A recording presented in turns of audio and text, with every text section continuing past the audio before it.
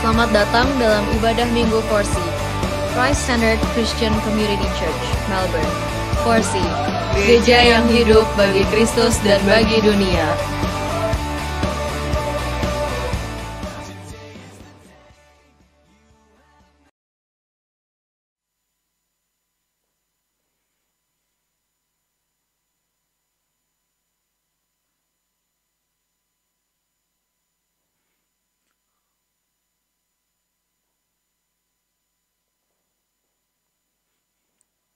Selamat sore Jemaat Forsi dimanapun Anda berada.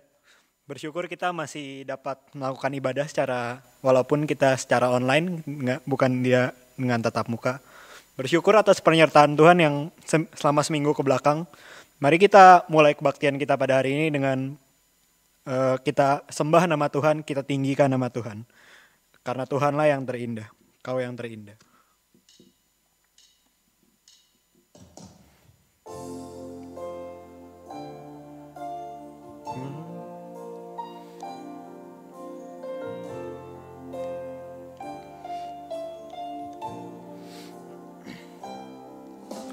Kau yang terindah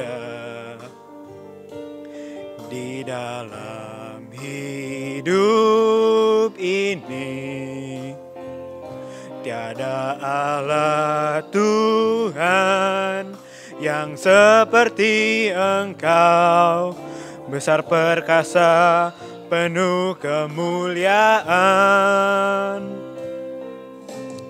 Kau yang termanis di dalam hidup ini, ku cinta Kau lebih dari segalanya, besar kasih setiamu kepadaku. Ku sembah Kau, ya Allahku, ku tinggikan namamu selalu, tiada lutut tak bertelut, menyembah Yesus Tuhan Rajaku. Ku sembah Kau, ya Allahku, ku sembah Kau, ya Allahku, ku tinggikan namamu selalu, tiada lidah tak mengaku, Engkaulah Yesus Tuhan Rajaku.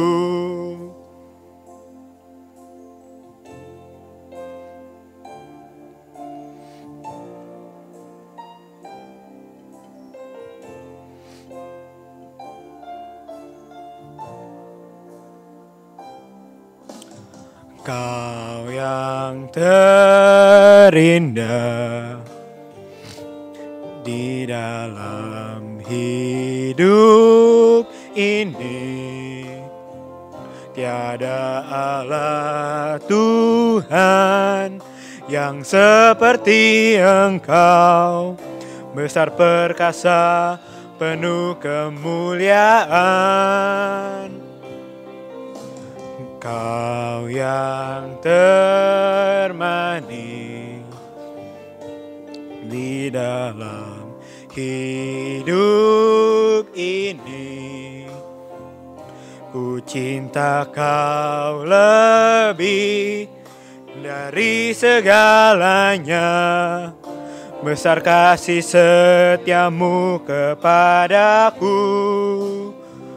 Ku sembah Kau, ya Allahku, ku tinggikan namamu selalu, tiada lutut tak bertelut, menyembah Yesus Tuhan Rajaku.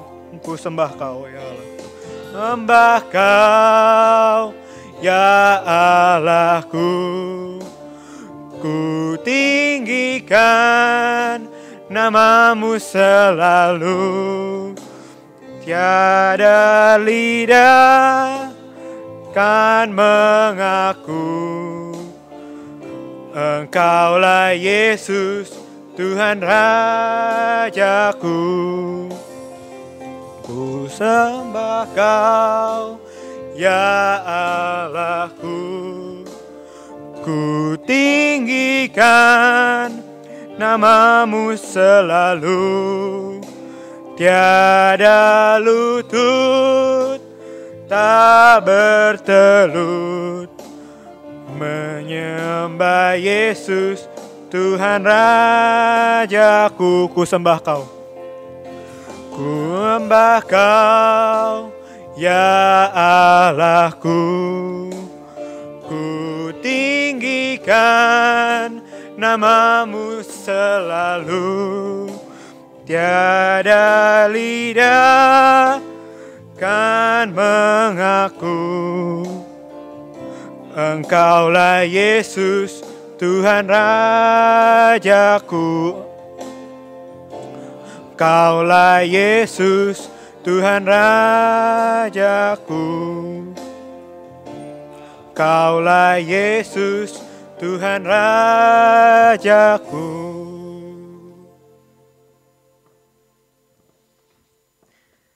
Saudara sekalian, ayat pembukaan untuk kebaktian kita sore ini diambil dari kitab 2 Tawarikh 20 ayat 15 berbunyi demikian.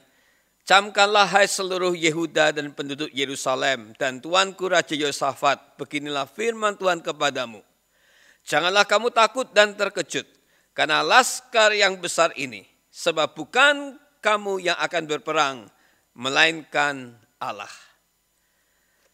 Kebaktian Christ Center Christian Community Church hari ini kita mulai dengan percaya bahwa pertolongan kita adalah datang daripada pihak Tuhan yang kasih setianya tetap untuk selama-lamanya dan kesetiaannya turun-temurun. Kiranya turun atas saudara sekalian, baik yang ada di gereja maupun saudara yang berbakti di rumah masing-masing. Anugerah damai sejahtera dari Allah Bapa, Tuhan kita Yesus Kristus, Allah Roh Kudus dimuliakan. Haleluya. Amin. Jemaat sekalian, sebelum kita masuki firman Tuhan, mari kita siapkan hati kita untuk mendengarkan firman Tuhan. Kita refleksikan hati kita lihat hidup kita selama ini. Tolonglah buat Tuhan supaya kita bisa membawa hati kita untuk lebih dekat kepadanya. Mari kita nyanyikan lagu pribadi yang mengenal hatiku.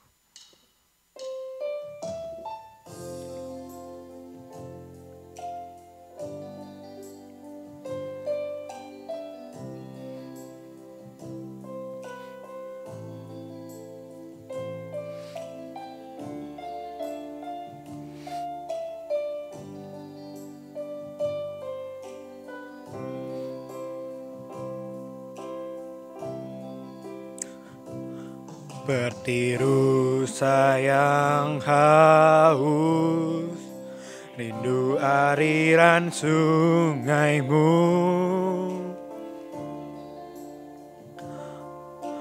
Hatiku tak tahan menunggumu.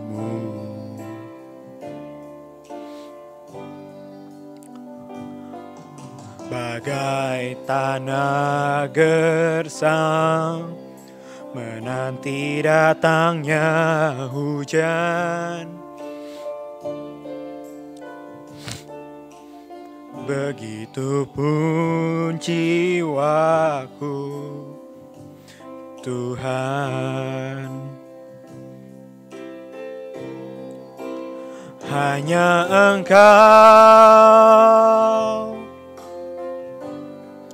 pribadi yang mengenal hatiku, tiada yang tersembunyi bagimu.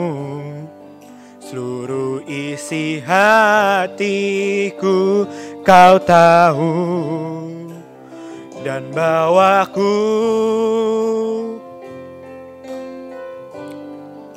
untuk lebih dekat lagi padamu, tinggal dalam indahnya dekapan kasih-Mu.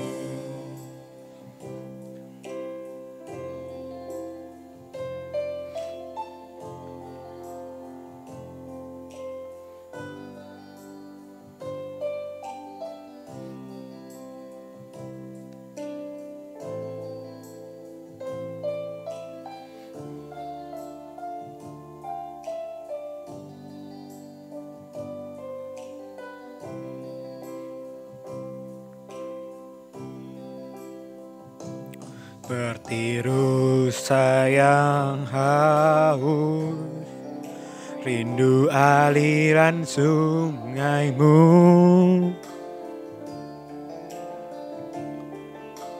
Hatiku tak tahan menunggu-Mu.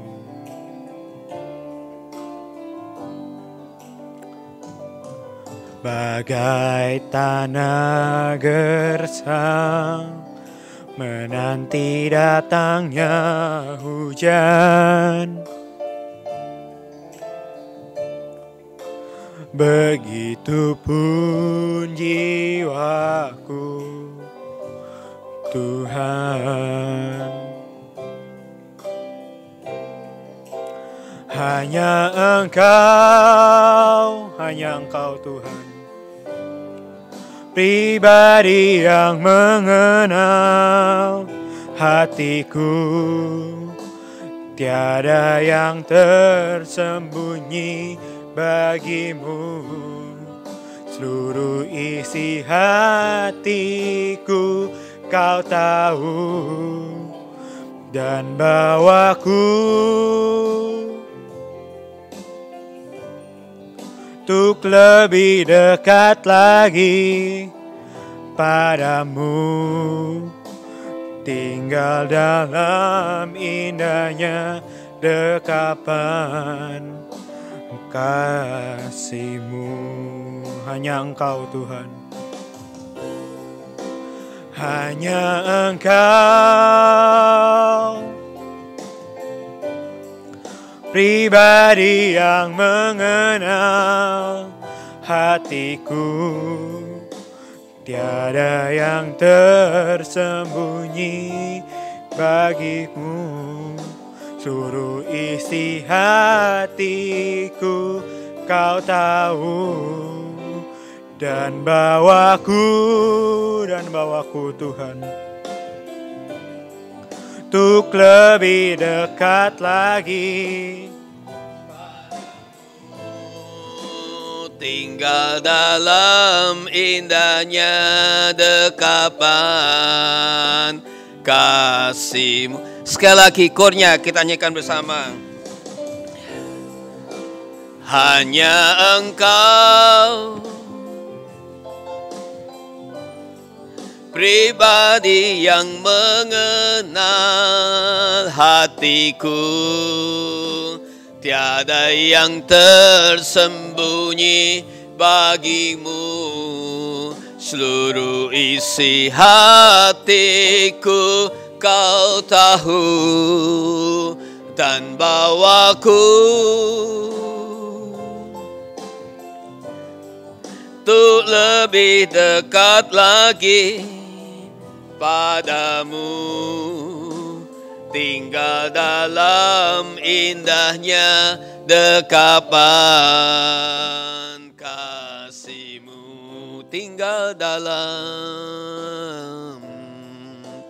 Tinggal dalam indahnya dekapan kasih-Mu.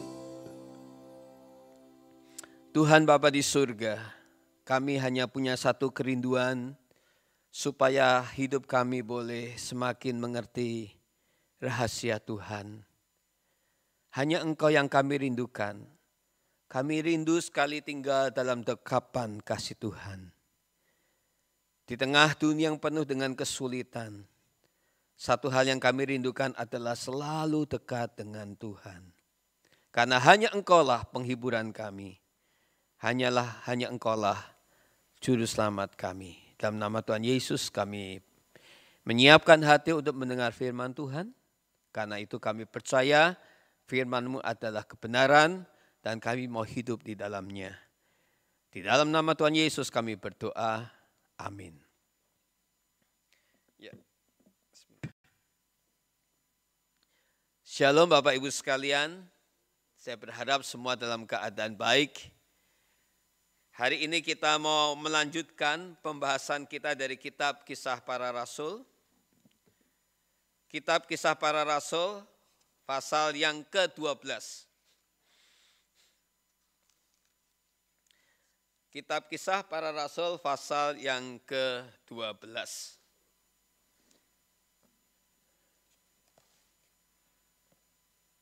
Ya. Boleh ditayangkan supaya kita bisa membaca bersama-sama Kisah Para Rasul 12 ayat 1 sampai dengan ayat 25. Ya. Tolong ditayangkan itu. Ya. Saya berharap Bapak Ibu semua bisa membaca. Ya, saya akan membacakan bagi jemaat semua. Kira-kira pada waktu itu Raja Herodes mulai bertindak dengan keras terhadap beberapa orang dari jemaat. Ia menyuruh membunuh Yakobus, saudara Yohanes dengan pedang. Berikutnya. Ketika ia melihat bahwa hal itu menyenangkan hati orang Yahudi, ia melanjutkan perbuatannya itu dan menyuruh menahan Petrus. Waktu itu hari raya roti tidak beragi. Setelah Petrus ditangkap, Herodes menyuruh memenjarakannya di bawah penjagaan 4 regu. Masing-masing terdiri dari 4 prajurit. Maksudnya ialah supaya sehabis Paskah ia menghadapkannya ke depan orang banyak. Demikianlah Petrus ditahan dalam penjara. Tetapi jemaat dengan tekun mendoakannya kepada Allah. Pada malam sebelum Herodes hendak menghadapkannya kepada orang banyak, Petrus tidur di antara 2 orang prajurit terbelenggu dengan 2 rantai. Selain itu, prajurit-prajurit pengawal sedang berkawal di muka pintu. Tiba-tiba, berdirilah seorang malaikat Tuhan dekat Petrus dan cahaya bersinar dalam ruang itu. Malaikat itu menepuk Petrus untuk membangunkan, katanya, "Bangunlah segera," maka gugurlah rantai itu dari tangan Petrus. Lalu kata malaikat itu kepadanya, "Ikatlah pinggangmu dan kenakanlah sepatumu." Ia pun berbuat demikian. Lalu malaikat itu berkata kepadanya, "Kenakanlah jubahmu dan ikutlah aku." Lalu ia mengikuti malaikat itu keluar dan ia tidak tahu bahwa apa yang dilakukan malaikat itu sungguh-sungguh terjadi. Sangkanya ia melihat suatu penglihatan. Setelah mereka melalui tempat kawal pertama, tempat kawal kedua, sampailah mereka ke pintu gerbang besi yang menuju ke kota. Pintu itu terbuka dengan sendirinya bagi mereka. Sesudah tiba di luar, mereka berjalan sampai ke ujung jalan dan tiba-tiba malaikat itu meninggalkan dia. Dan setelah sadar akan dirinya, Petrus berkata, "Sekarang tahulah aku benar-benar bahwa Tuhan telah menyuruh malaikatnya dan menyelamatkan aku dari tangan Herodes dan dari segala sesuatu yang diharapkan orang Yahudi." Ayat 12. Dan setelah berpikir sebentar, pergilah ia ke rumah Maria, ibu Yohanes yang disebut juga Markus. Di situ banyak yang berkumpul dan berdoa. Dan ketika ia mengetuk pintu gerbang, datanglah seorang hamba perempuan bernama Roda. Ia mengetahui siapa yang mengetuk itu. Untuk mengetahui, ia terus mengenal suara Petrus, tetapi karena girangnya ia tidak membuka pintu gerbang itu dan segera masuk ke dalam untuk memberitahukan bahwa Petrus ada di depan pintu gerbang. Kata mereka kepada perempuan itu, "Engkau mengigau." Akan tetapi ia tetap mengatakan bahwa benar-benar demikian, kata mereka, itu malaikatnya. Tetapi Petrus terus-menerus mengetuk dan ketika mereka membuka pintu, melihat dia, mereka tercengang-cengang. Tetapi Petrus memberi isyarat dengan tangannya supaya mereka diam. Lalu menceritakan bagaimana Tuhan menuntunnya keluar dari penjara. Katanya, beritahukanlah hal ini kepada Yakobus dan saudara-saudara kita. Lalu ia keluar dan pergi ke tempat lain. Pada keesokan harinya gemparlah prajurit-prajurit itu. Mereka bertanya-tanya apakah yang telah terjadi dengan Petrus. Herodes menyuruh mencari Petrus, tetapi ia tidak ditemukan. Lalu Herodes menyuruh memeriksa pengawal itu dan membunuh mereka. Kemudian ia berangkat dari Yudea ke Kaisaria dan tinggal di situ. Herodes sangat marah terhadap orang Tirus dan orang Sidon. Atas persetujuan bersama mereka pergi menghadap dia.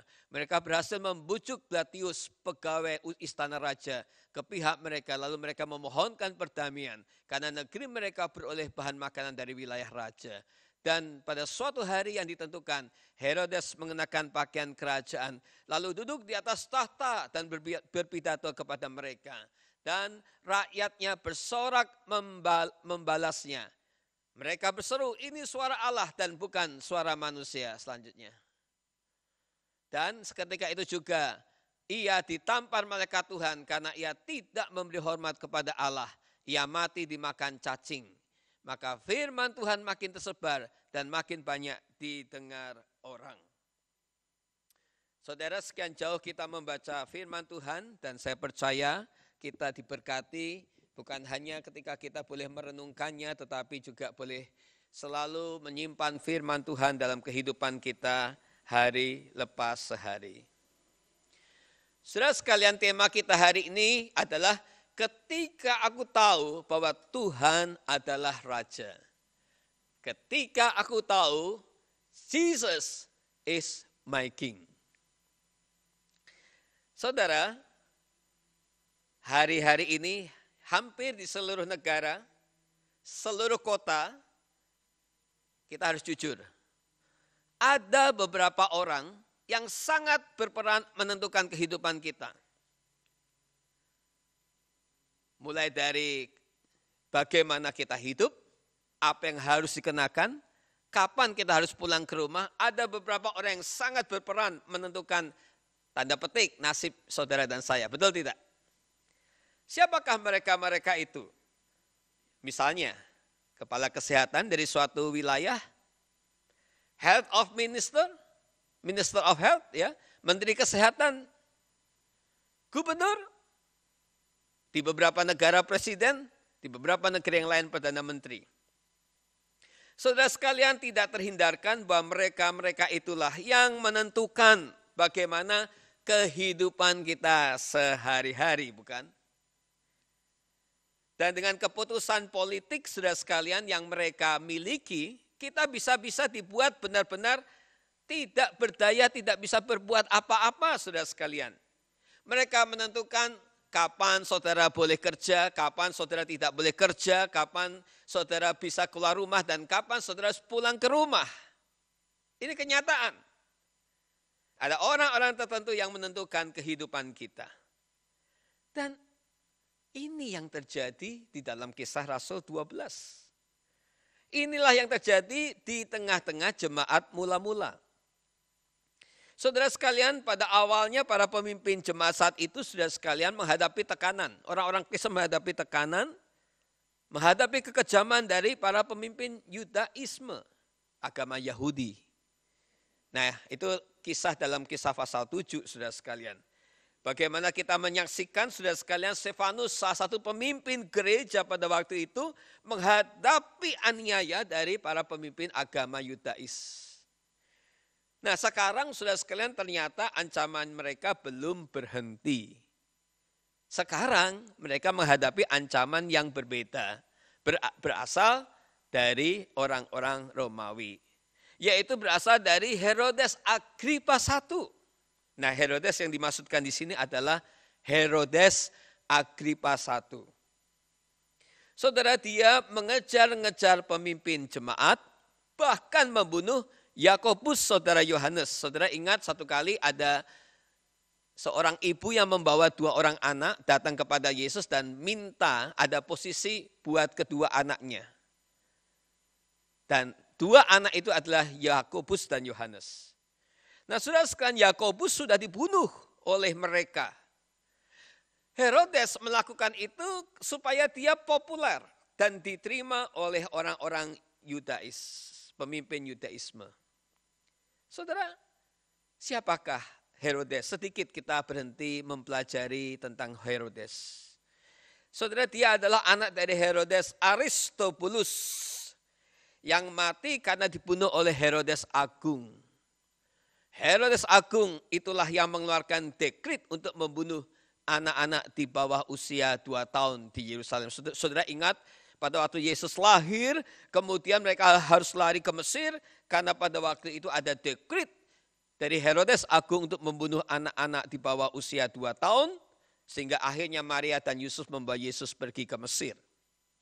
Herodes Agung inilah yang kemudian membunuh Herodes Aristobulus. Dan dia melahirkan seorang anak yang bernama Herodes Agripa I. Saudara, Herodes ini saudara sekalian, di dalam kisah 12 memang pernah dibesarkan di Roma, tapi karena satu hal dia akhirnya dipenjarakan oleh Kaisar Tiberius. Ya, tetapi kemudian ketika Kaisar Tiberius meninggal, teman masa kecil Herodes ini bernama Caligula menjadi raja. Caligula bukan hanya melepaskan Herodes dan dari penjara dan memberikan rantai emas seberat belenggu besi yang dia alami di dalam penjara, yang dia terima di dalam penjara. Tapi kemudian Herodes Agripa I diangkat menjadi penguasa wilayah Palestina. Karirnya terus berkembang sehingga dia menjadi penguasa bukan hanya Palestina, Yudea dan Samaria. Karakteristik dari Herodes Agripa adalah dia adalah raja yang menghalalkan segala cara demi mendapat popularitas di antara orang-orang Yahudi. Nah, saudara melihat semua itu, nampak sekali umat Tuhan, jemaat mula-mula dalam keadaan yang sama sekali tidak berdaya. Mereka mendapat tekanan bukan hanya dari Yudaisme, tetapi juga dari pemerintah Romawi. Bagaimana mereka bisa menggenapi amanat agung Tuhan Yesus untuk jadi saksi Kristus sampai ke ujung dunia, jikalau satu demi satu para rasul dibunuh. Saudara sekalian, gereja mula-mula benar-benar berada di titik nadir. Gereja mula-mula berada di dalam situasi tanpa pengharapan, saudara sekalian. Dan saudara sekalian, mereka ada di dalam keadaan tanpa kuasa. Mereka tidak berdaya. Buktinya apa? Dalam ayat kelima dikatakan saudara sekalian, ya, demikianlah Petrus ditahan tetapi jemaat dengan tekun mendoakannya kepada Allah. Mereka tidak bisa berbuat yang lain kecuali berdoa. Betul-betul kondisi mereka adalah kondisi yang sudah berat. Mereka tidak bisa berbuat lain selain berdoa. Saudara, walaupun saat ini kita ada di bawah otoritas penguasa, walaupun saat-saat ini sampai seluruh dunia, masyarakat dunia hidupnya ditentukan oleh orang-orang yang berkuasa supaya kita tidak kena COVID atau supaya virus COVID tidak menyebar lebih parah. Walaupun ada orang-orang yang menentukan kita kapan kita boleh kerja, kapan kita tidak boleh kerja, kapan kita bisa keluar rumah, kapan kita harus kembali dari rumah. Walaupun ada orang-orang yang menentukan kita harus pakai masker, cuci tangan, self distancing dan lain sebagainya. Walaupun ada otoritas penguasa di atas kita, tetapi jangan kita pernah lupa bahwa kita punya Yesus yang adalah Raja kehidupan kita. Di atas semua penguasa kita punya Yesus yang adalah Raja kehidupan kita. Saudara, apakah artinya jikalau Yesus adalah Raja kehidupan kita? Saudara sekalian, apa artinya jikalau Yesus menjadi Raja kehidupan saudara dan saya? Nah, yang pertama saudara sekalian, kalaupun Yesus adalah Raja kehidupan saudara dan saya, ya. Berikutnya nomor 1, ya. Penderitaan kita selalu ada, saudara sekalian. Penderitaan hidup akan selalu ada dalam kehidupan kita. Dari kisah 1 sampai kisah 11, Lukas menggambarkan bagaimana jemaat mula-mula terbentuk. Bagaimana mereka mengalami satu demi satu manifestasi kuasa Allah. Bukan hanya mereka mengalami kuasa Allah yang berlimpah, tapi juga mereka kemudian didorong untuk memberitakan Injil kepada bangsa-bangsa lain. Akibat dari pelayanan mereka, banyak orang-orang non-Yahudi yang kemudian percaya Tuhan. Bangsa-bangsa kafir menjadi percaya Tuhan. Misalnya Filipus bisa memberitakan Injil sampai ke Samaria. Bukan hanya itu, ada sida-sida dari Ethiopia yang bertobat. Demikian juga kepala penjara Cornelius bersama keluarganya bertobat. Semuanya itu dicatat dari kisah 1 sampai dengan kisah 11. Seolah-olah benar-benar jemaat sedang mengalami euforia, suasana. Mereka mengalami berbagai macam pengalaman-pengalaman mujizat dan kuasa Tuhan. Tetapi saudara sekalian, jangan lupa, segera setelah semuanya itu terjadi, kesusahan pun terjadi. Saudara, jangan pernah kita berpikir bahwa hidup sebagai orang Kristen akan selalu lancar. Dunia ini penuh dengan kesulitan dan penderitaan. Penderitaan menimpa jemaat mula-mula karena munculnya seorang raja yang bengis, yaitu Herodes Agripa I. Saudara, jadi jemaat yang baru saja mengalami kegerakan Roh Kudus, mengalami manifestasi kuasa-kuasa Allah, sekarang hidup di bawah kepemimpinan raja yang demikian jahat dan licik. Di bawah tangan dinginnya Yakobus dipenggal. Dan hari itu, saat itu, Petrus sedang ada di dalam penjara. Petrus sudah ditangkap. Dia sedang menantikan akhir kehidupannya. Karena Herodes sudah punya rencana, setelah Paskah selesai, dia pasti akan dibunuh juga. Dan kisah Rasul 11, kisah Rasul 12 adalah kisah semalam sebelum Petrus akan dihadapkan kepada orang banyak. Saudara, sebagai orang percaya, kita juga memiliki raja, bahkan raja di atas raja. Ketika Yesus disalibkan, di atas kepalanya sudah sekalian diberi mahkota duri. Dan di atas salib di mana dia tergantung diberi tulisan INRI. Inilah raja orang Yahudi. Walaupun itu semua tentu hanya merupakan olok-olok. Tetapi sesungguhnya sudah sekalian memang Yesus adalah raja. Yesus adalah raja kita. Dia merendahkan diri dalam surat Filipi. Menjadi manusia hamba untuk menebus saudara dan saya. Dia adalah our Savior, but in the same times, dia adalah our King, the great King. Saudara, walaupun Yesus adalah Raja kita, walaupun saudara dan saya adalah warga negara kerajaan sorga, walaupun hidup kita telah dibeli dengan harga yang lunas, dengan darah yang kudus, itu bukan berarti secara otomatis kita imun terhadap semua penderitaan. Bukan berarti sudah sekarang kita bebas dari kesusahan. Kalau gereja mengajarkan kita orang Kristen bebas dari penderitaan, dia menyangkal keberadaan dosa di dalam dunia. Selama kita ada di dalam dunia, sakit penyakit, kesusahan kemalangan, aniaya, kesukaran, selalu kita akan hadapi. Yesus sudah menubuatkan itu. Karena itu sudah sekalian malam-malam ketika menjelang Yesus akan disalibkan. Pada saat ia berkumpul dengan murid-muridnya, Yesus berkata, semuanya ini kukatakan kepadamu, supaya kamu beroleh damai sejahtera dalam aku. Dalam dunia kamu menderita penganiayaan, tetapi kuatkanlah, aku telah mengalahkan dunia. Yohanes 6 ayat 33. Memang dunia penuh dengan kesulitan. Dunia sama artinya, kalau kita bicara kosmos, bicara tentang penderitaan, di mana-mana ada kesulitan, sakit penyakit, ada COVID-19. Tetapi Yesus berkata, kuatkanlah hatimu karena aku telah mengalahkan dunia.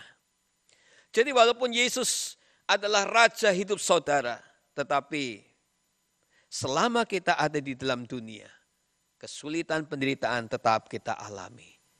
Kita tidak boleh menjadi orang Kristen yang naif. Seolah-olah gempa bumi hanya terjadi bagi orang yang tidak percaya. Dan orang Kristen kebal. Saudara, itu pikiran yang salah. Kita semua mengalami hal yang sama. Hujan bagi semua orang. Penderitaan bagi semua orang. Tetapi yang membedakan adalah kita punya Tuhan yang sudah mengalahkan dunia. Saudara, bedanya juga adalah sekarang kita hidup di bawah raja yang memberikan jaminan kemenangan. Seperti yang dikatakan tadi, aku telah mengalahkan dunia. Karena itu jangan lagi hidup dengan meditating of fear, but meditating of victory. Saudara, kita adalah orang-orang yang punya raja. Ketika Petrus keluar daripada penjara, saudara sekalian, Petrus kemudian berkata, sekarang aku tahu bahwa Tuhan itu adalah raja, Tuhan itu hidup. Ya, saudara sekalian, Petrus ketika mengalami semuanya itu, dia bersyukur karena dia semakin mengenal siapa Tuhan yang disembahnya. Ayat 11, sekarang aku tahu benar-benar bahwa Tuhan telah menyuruh malaikatnya untuk menyelamatkan aku dari tangan Herodes. Sekarang Petrus ketika keluar dari penjara, dia tidak lagi mengalami kegalauan karena dia sekarang mengalami Tuhan yang memelihara hidupnya. Saudara, saat-saat seperti ini, apakah saudara hidup, apakah Anda meditating of fear all the times, atau saudara meditating of victory? Kristus adalah Raja kita dan dia telah mengalahkan dunia. Di atas Golgota dia telah berkata, tetelestai, sudah genap. Itu berarti bagi kita yang percaya Yesus adalah Raja. Bukan percaya kepada Raja Herodes. Percaya kepada Yesus adalah Raja. Maka saudara sekalian, kita tidak lagi hidup di dalam perasaan takut. Tapi kita justru hidup di dalam kemenangan. Apapun penderitaan yang kita akan dan sedang hadapi. Sedang atau akan hadapi. Mari jangan hidup di bawah tekanan rasa takut. Tapi marilah kita terus merenungkan kemenangan Kristus yang telah mengalahkan dunia ini. Saudara, yang kedua, saudara sekalian, apa artinya kalau Yesus adalah Raja? Saudara sekalian, ketika kita mengenal Yesus adalah Raja, ketika aku tahu Tuhan adalah Raja hidupku, maka yang kedua, saudara sekalian, yang kita bisa alami adalah peperangan kita ini adalah peperangan Allah. Saudara sekalian, di dalam hidup di dunia kita seperti sedang berperang. Tetapi saya ingin mengatakan, this war is not our war. Kalau kita harus berhadapan dengan tantangan pencobaan si iblis, peperangan ini bukan peperangan kita, tapi peperangan Tuhan di dalam hidup kita. Sesungguhnya jemaat mula-mula saat itu tidak memiliki kekuatan apa-apa, mereka ini orang-orang sederhana, saudara sekalian. Jemaat mula-mula tidak lagi bisa berlindung dari waktu atau mengulur-ulur waktu. Malam itu Herodes sudah mempersiapkan untuk Petrus besok mendapat giliran untuk dipenggal seperti Yakobus. Tidak bisa mengulur-ulur waktu lagi. Tidak bisa bermain-main dengan waktu. Tidak bisa bersembunyi di belakang waktu. Dan tidak punya kekuatan untuk melawan mereka. Saudara, keadaan saat itu nampaknya begitu kritis. Seperti yang dikatakan dalam ayat yang ke-6. Pada malam sebelum Herodes hendak menghadapkan Petrus kepada orang banyak. Saudara, hanya tinggal beberapa hitungan jam. Tinggal hitungan beberapa jam saja. Petrus akan dipenggal. Situasinya krisis. Mereka tidak berdaya, apalagi Petrus ditempatkan di dalam sel dengan penjagaan 4 regu. Dan setiap regu terdiri dari 4 prajurit. Dengan 4 regu bertugas berarti masing-masing kelompok hanya bertugas setiap 6 jam. 24 jam dijaga. Dijaga oleh 4 regu. Saudara, tentu tak mungkin mereka kelelahan, mereka hanya kerja 6 jam. Kalau saudara seperti security guard di Melbourne, saudara sekalian, banyak kecolongannya saudara sekalian. Tapi tidak demikian dengan tentara-tentara Romawi, mereka hanya kerja 6 jam.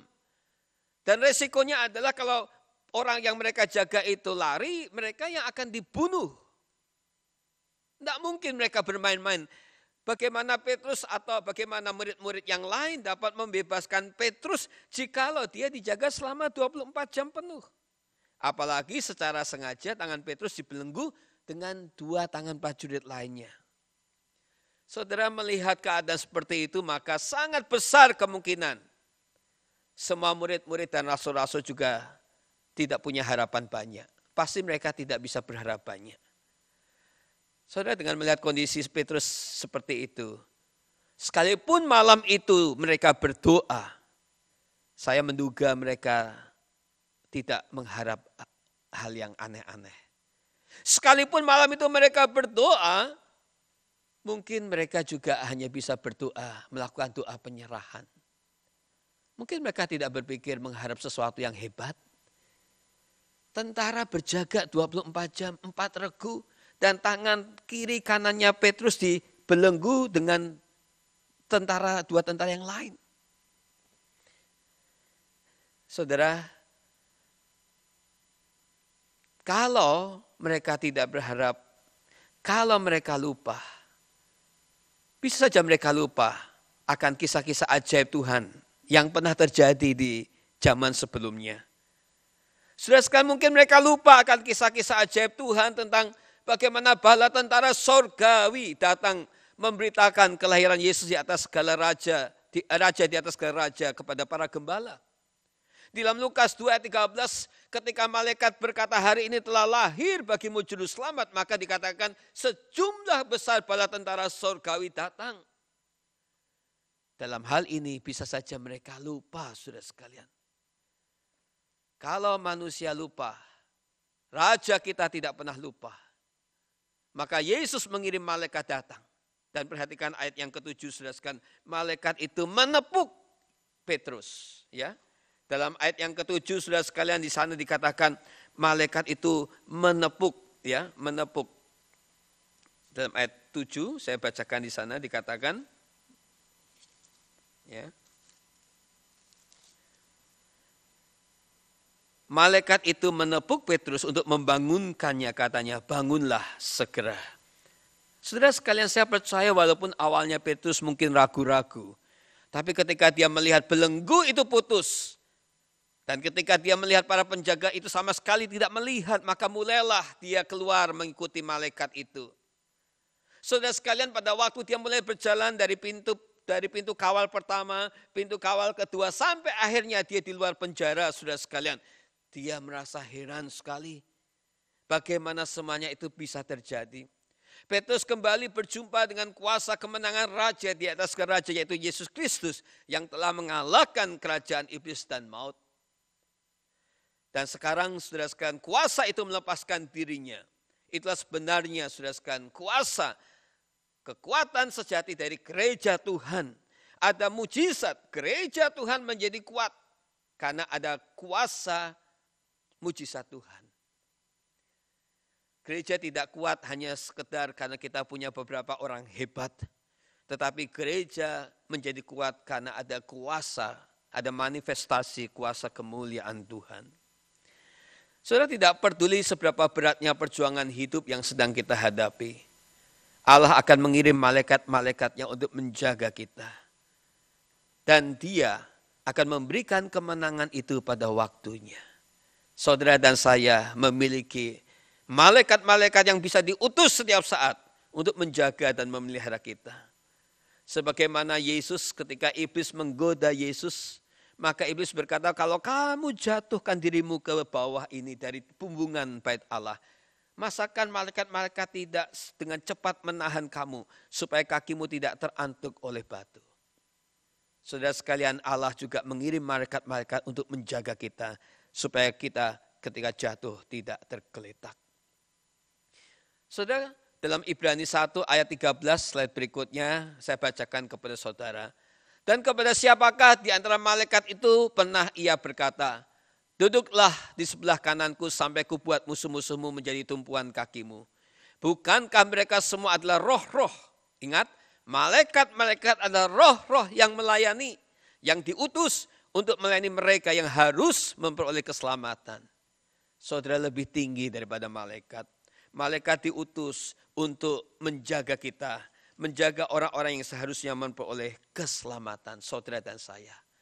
Waktu kita ada di dalam peperangan, ingat saudara sekalian, ini bukan peperangan kita. Tuhan berperang di dalam diri kita. Dia akan mengirim malaikat untuk membela kita. This war is not our own war. This war is God's war. Ini adalah peperangan Tuhan. Kita sekarang hanya ikut kepada raja di atas segala raja.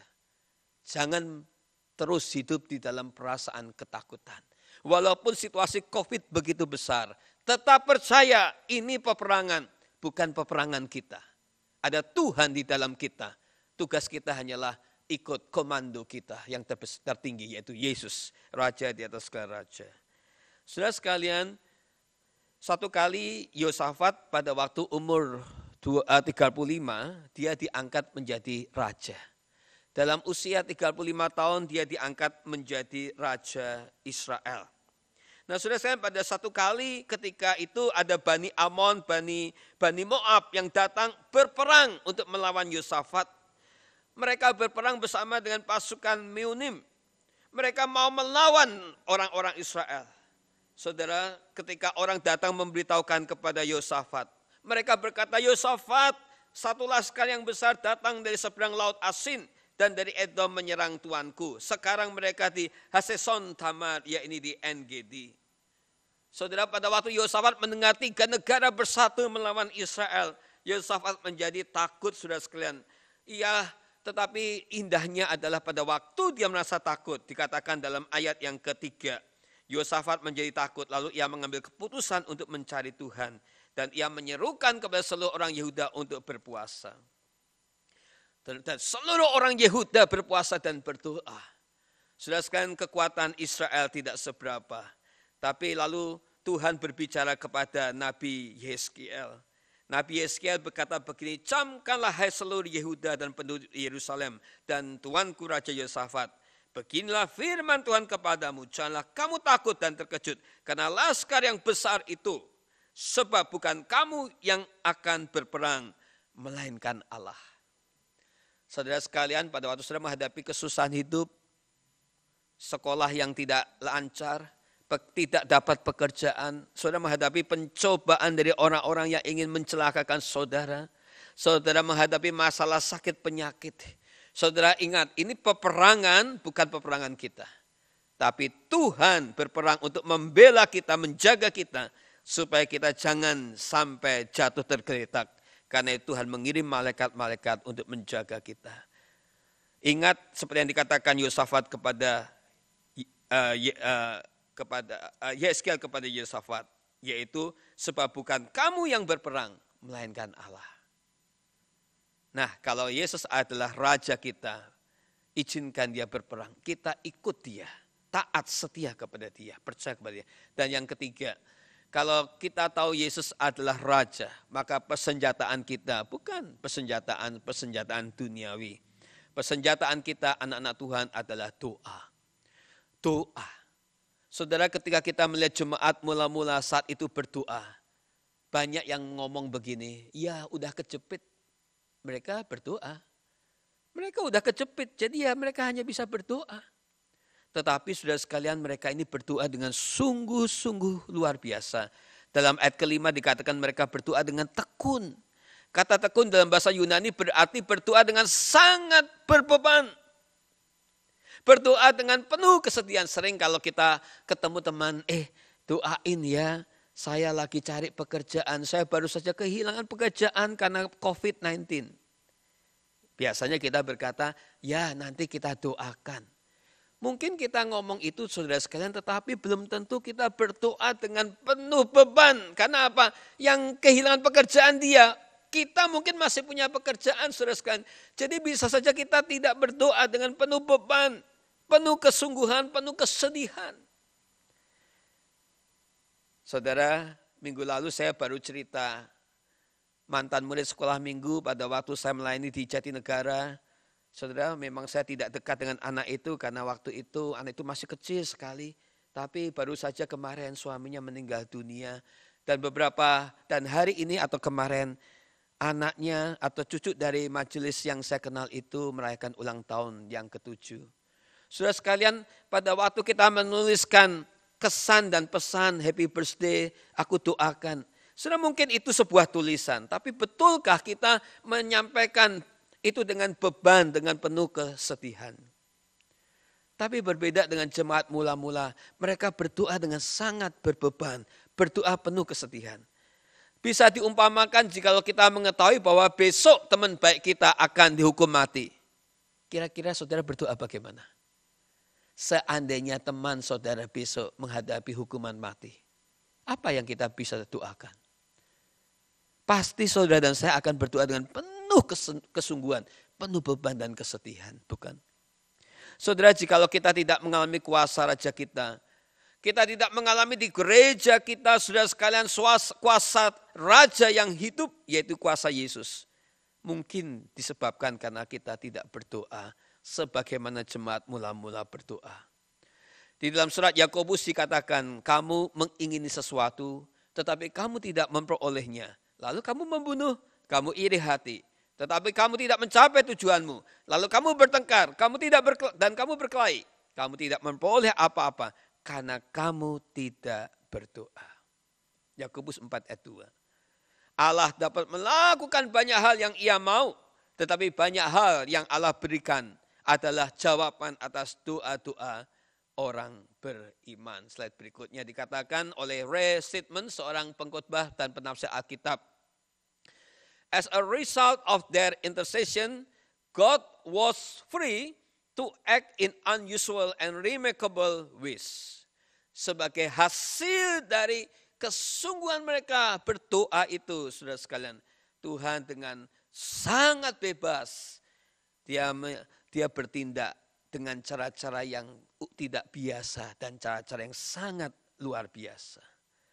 Saudara sekalian, melalui doa, jemaat mula-mula di Yerusalem menemukan kembali rahasia kemenangan orang percaya. Waktu Petrus akhirnya bebas, mereka menemukan kembali rahasia kemenangan hidup orang percaya, yaitu doa. Doa adalah kekuatan Tuhan yang cukup.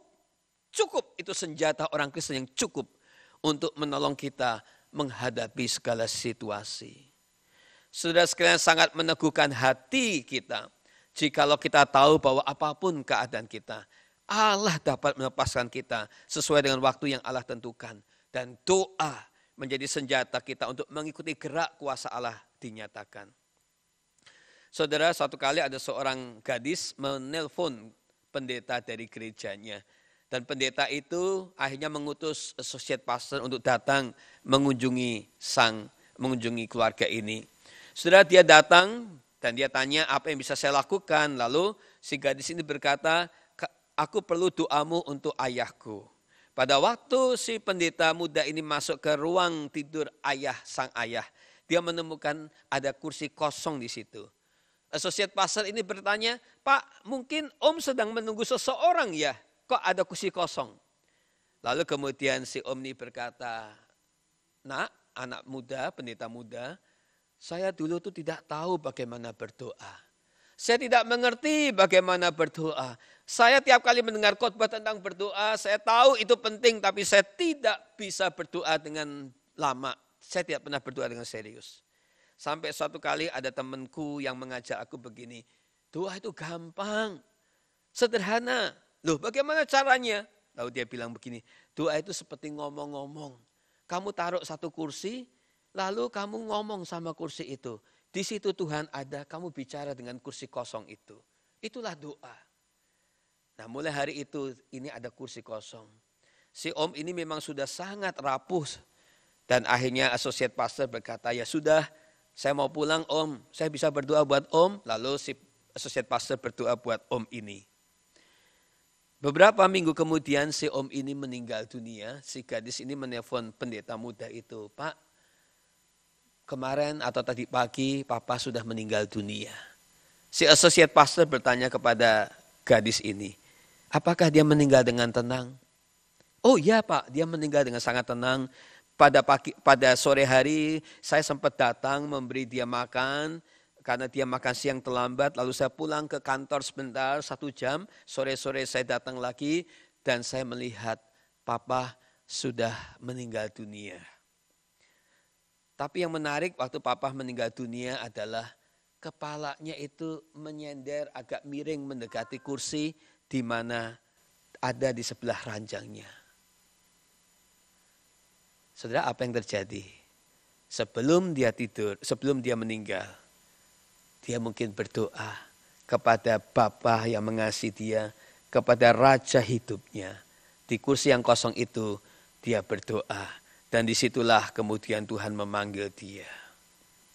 Jadi saudara sekalian, jikalau kita tahu Yesus adalah Raja kita, maka senjata kita adalah berdoa. Dalam segala keadaan, berdoalah kepada Bapa kita, kepada Raja kita. Dan yang keempat, terakhir saudara sekalian, jikalau kita tahu Yesus adalah Raja kita, maka pembelaannya pasti terjadi. Pembelaannya pasti terjadi. Jangan takut saudara sekalian, Yesus Sang Raja. Dia ingin umatnya memiliki kepastian bahwa kuasa Allah tidak pernah berubah. Sesungguhnya kuasa Allah tidak pernah berubah. Dahulu, sekarang, bahkan sampai selama-lamanya. Nah saudara, sebagai akibat terlepasnya Petrus, maka Herodes memanggal semua pasukan yang bekerja mengawal Petrus malam itu. Dan yang menarik saudara sekalian, dia sendiri kemudian mengasingkan diri ke Kaisaria. Mungkin dia ingin menutupi rasa malu atas kegagalannya, dia lari ke sana. Saudara sekalian, di tengah di sanalah dia mencoba membangun reputasinya. Tetapi yang jelas kesombongannya tidak pernah habis. Di sana kesombongannya pun tidak pernah pudar. Yosefus, seorang ahli sejarah, mencatat, suatu hari ketika Herodes berdiri berpidato, ia memakai jubah dari silver. Dan pada waktu dia memakai jubah dari silver, sinar matahari seperti sore ini di gereja nyentrong menyinari jubahnya. Jubahnya berkilauan. Saudara sekalian, dia merasa begitu keren, bangga.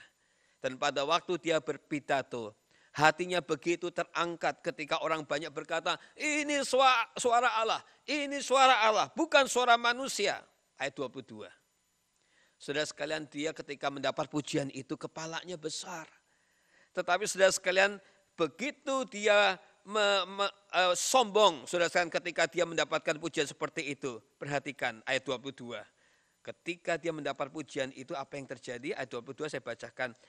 Dan rakyat bersorak-sorai membalasnya. Ini suara Allah, bukan suara manusia. Dan seketika itu juga ia ditampar malaikat Tuhan.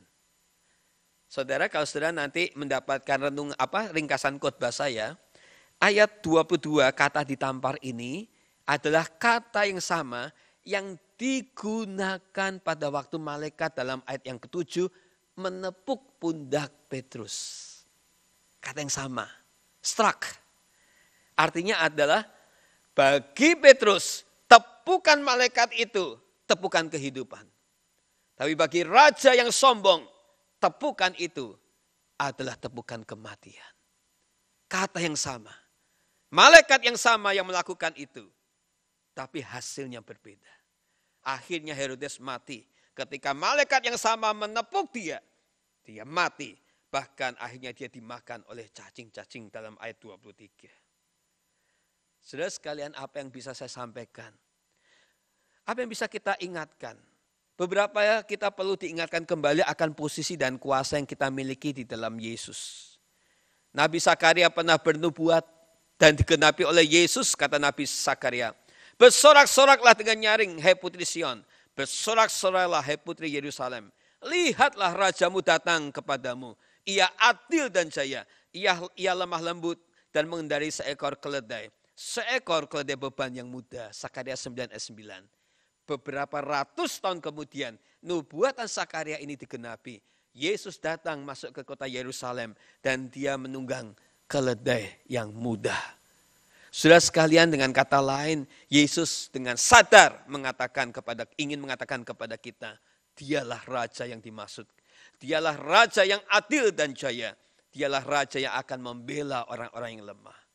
Yesus walaupun datang dengan keledai, tapi dialah raja yang perkasa, raja kehidupan yang berhak menentukan untuk hidup dan matinya manusia. Karena itu malaikat yang sama menepuk Petrus dan Petrus merdeka. Tapi malaikat yang sama menepuk Herodes dan Herodes mati. Saudara, kebenaran yang pasti, kita adalah umat kerajaan sorga. Kita adalah umatnya. Allah adalah raja kita. Kita adalah anak-anaknya dan tidak pernah Allah membiarkan kita menjadi yatim piatu. Allah adalah raja yang mengontrol kita. Kita tidak akan pernah ditinggalkan karena kita umat kesayangannya. Saudara sekalian, jadi kalau hari ini kita kadang-kadang kecewa kepada pemimpin kita. Kalau hari ini kadang-kadang kita tidak mengerti mengapa kita hidup di satu negara yang begitu sulit. Apalagi mungkin menghadapi beberapa pemimpin-pemimpin yang tidak lagi bersikap adil dan benar dan jujur di hadapan Tuhan. Saudara ingat, pembelaan adalah pihak punya Tuhan. Jangan takut. Suatu saat Tuhan akan menyatakan haknya, menyatakan kuasanya. Dan kalau Tuhan menepuk kita, kalau kita benar di hadapan Tuhan, kita hidup. Tapi kalau Tuhan menepuk kita dan kita ini salah di hadapan Tuhan, kita enggak jujur, kita korupsi, kita bermain-main dengan politik, bermain-main dengan nyawa orang, dia pasti akan mati.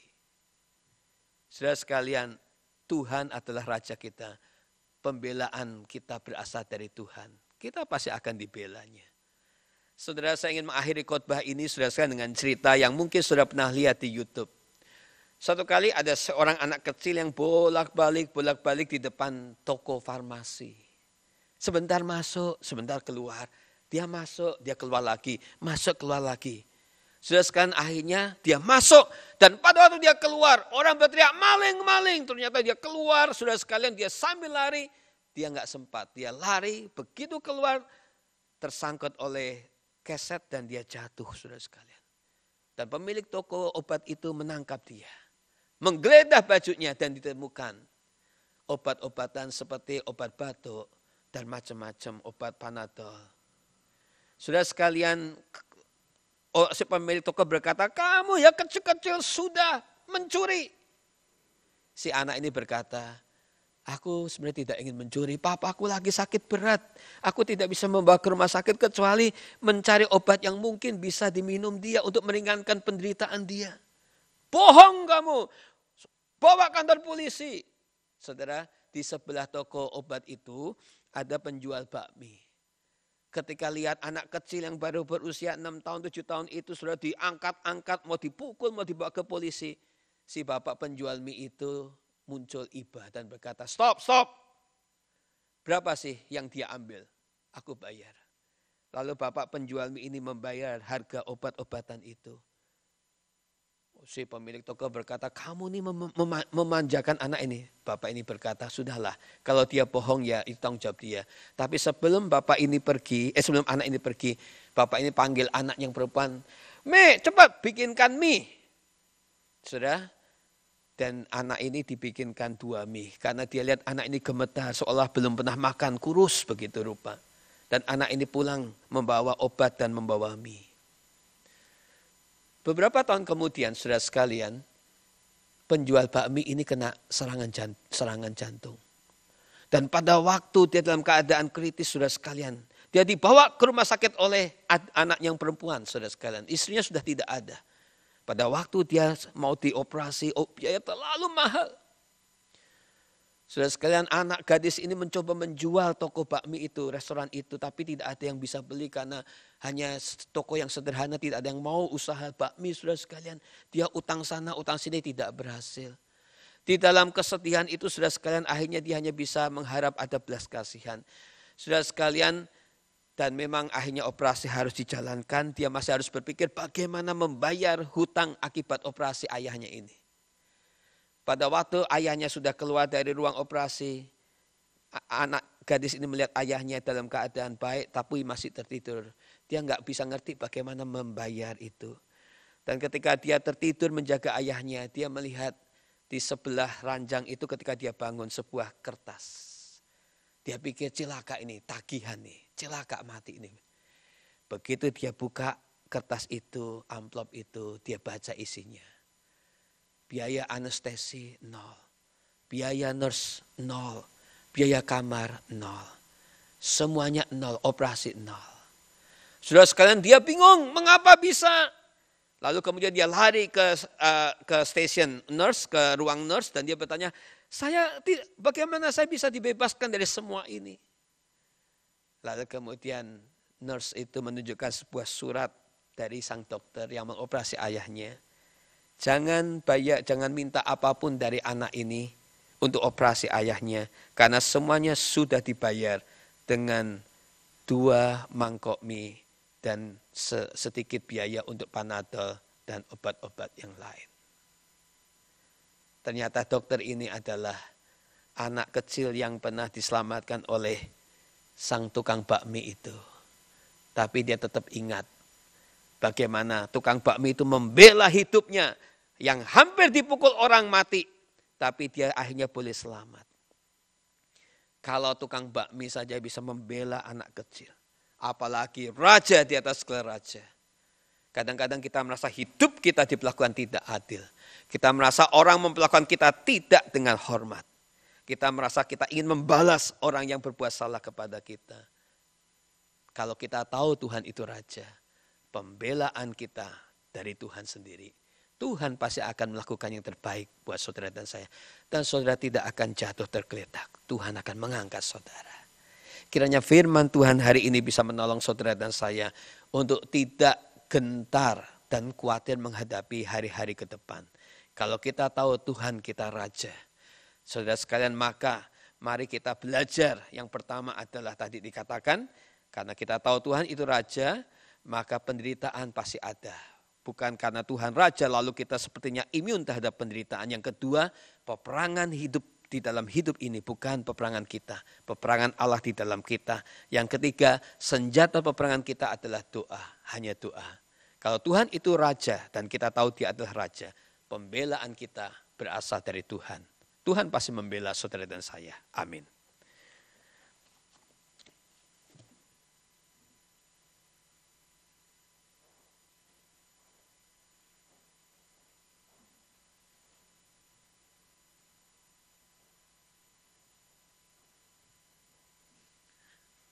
Terima kasih Pak Yonatan untuk firman yang telah dibawakan.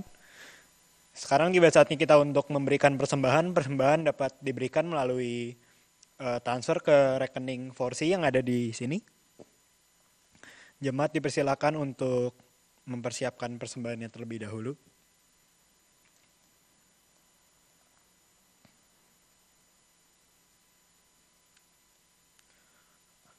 Ayat penuntun persembahan kita pada hari ini diambil dari Filipi 4 ayat 6. Janganlah hendak kamu khawatir tentang apapun juga, tapi nyatakanlah dalam segala hal keinginanmu kepada Allah dalam doa dan permohonan dengan ucapan syukur. Mari kita bersatu dalam doa. Tuhan, terima kasih Tuhan atas penyertaan-Mu yang tidak bersekudahan ya Tuhan dalam hidup kami.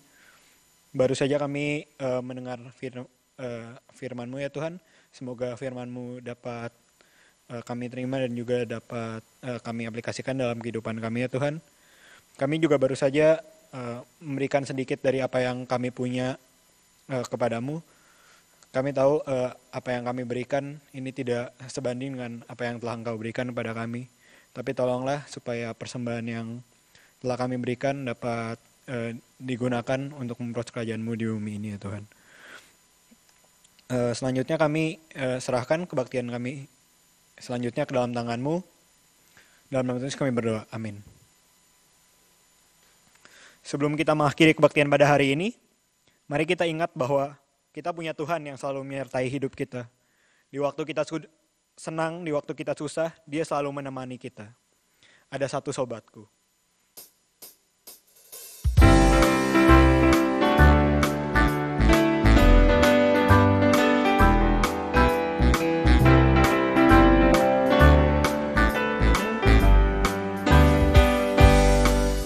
Ada satu sobatku yang setia,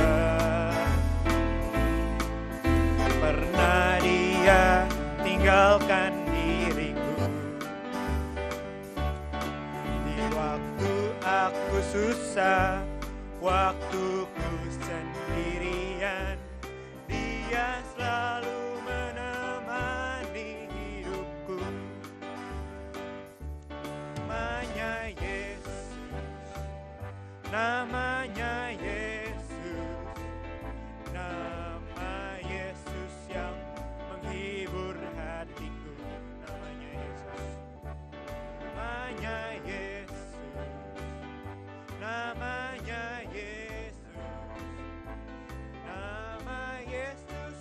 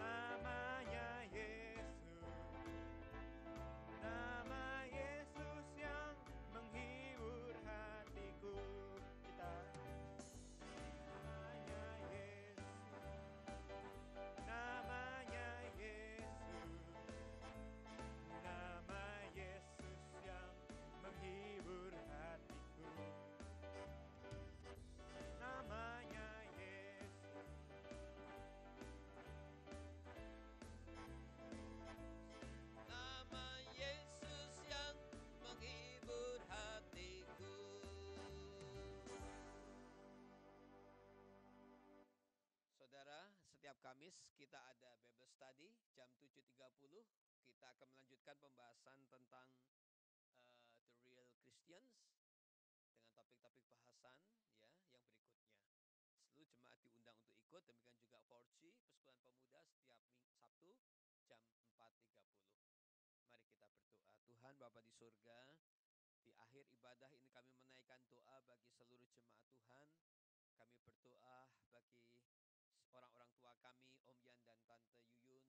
Kami berdoa buat Tante Leli, kami berdoa buat Tante Leoni, kami berdoa untuk Tante Laura, kami berdoa untuk Spiro dan Tante Mary, kami berdoa untuk Pak John dan Ibu Lani, kami berdoa untuk Ai Lili dan Asu Aming, kami berdoa juga untuk Tante Yuni, kami berdoa untuk Pak Rusdian, kami berdoa untuk Pak Ari dan Ibu Christine, kami berdoa untuk Pak Ronald dan Efra, kami berdoa untuk jemaat-jemaat semua satu demi satu Tuhan yang tidak bisa kami sebutkan. Kami berdoa buat Priska dengan keluarganya, kami berdoa buat jemaat-jemaat Tuhan yang lain.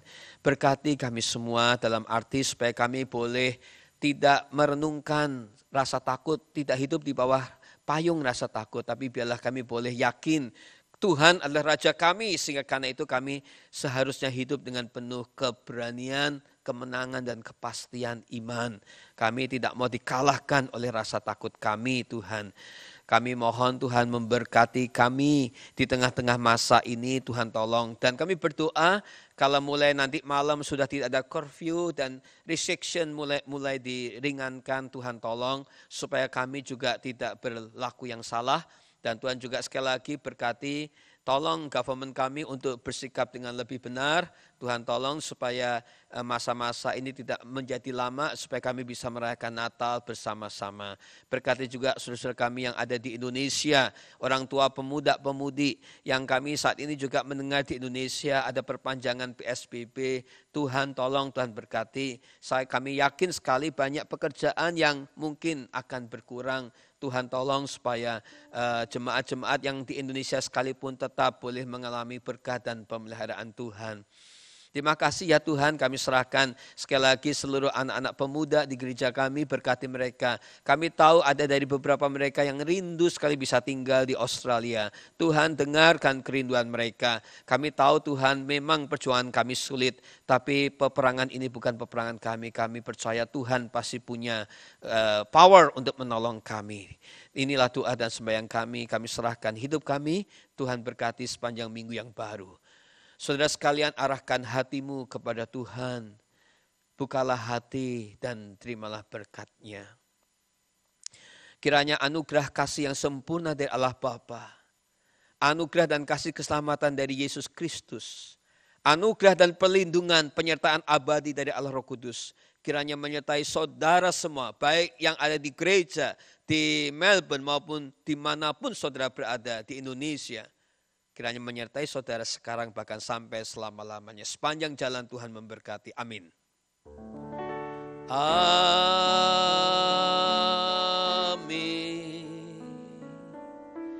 Amin.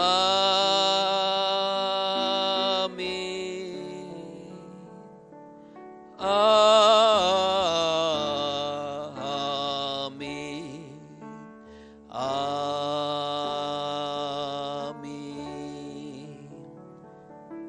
Amin. Saudara sekalian, selamat hari Minggu, selamat memasuki minggu yang baru. Kiranya Tuhan memberkati saudara semua. Sampai jumpa minggu yang akan datang. Tuhan memberkati.